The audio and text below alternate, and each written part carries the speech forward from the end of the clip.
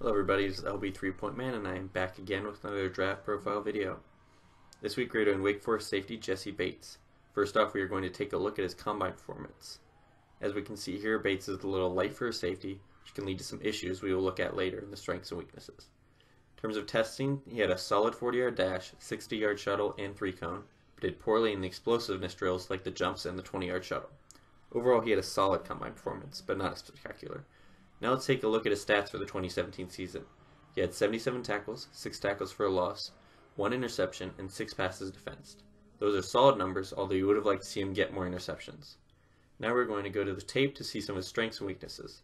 First strength we are taking a look at is how he always runs the ball during run plays. Some safeties you definitely see tentative play, but Bates definitely isn't afraid to charge in and attempt to make the tackle. If you look at this play for example, you can see him keep his eyes on the running back and run in, hitting the running back at the line and bringing him down. The next strength we are taking a look at is his skills in zone and ability to close in on plays.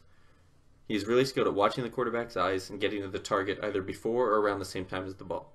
He doesn't always stop the pass, but he's always making it tougher. If we look at this play for example, you can see him start to run towards the wide receiver before the ball is even released.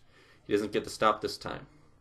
The final strength we will look at is the natural ball skills that he possesses. Some safeties and cornerbacks struggle to find the ball when it's in the air, but that's definitely not the case with Bates. He is good at finding the ball in the air and putting himself in his position to make a play on it. Now let's take a look at a play where he displays multiple skills. He shows the ability to stick with the wide receiver in man coverage, and he keeps his eyes on the ball and makes a fantastic leap to knock the ball away. Next we'll be looking at the weaknesses for Bates. First up, Bates' weight and overall technique leads to a struggle in wrapping up running backs and bringing them down. Most of Bates' tackles, he goes low and tries to bring down by wrapping up their legs because he just doesn't have strength to consistently do it another way. If we look at this play, you can see that even though he gets a hold of the running back, he's easily able to slip out and gain more yards and the first down. Moving on to his final weakness is that he will lose the running back in traffic and become tentative. Sometimes he has no problem charging in against run plays, and other times he loses sight of the running back and becomes indecisive. If we look at this play, he gets a little clogged and he hesitates, and the running back gets a massive gain. Eventually Bates drags him down, but it was a play that should have been stopped much earlier. Now we're done with strengths and weaknesses, and we do a pro comparison for Jessie Bates. My pro comparison for Jessie Bates is a player that is inexplicably still a free agent in safety, Trey Boston. Both players are better coverage players than run defenders and win more because of good instincts and because of superb athleticism.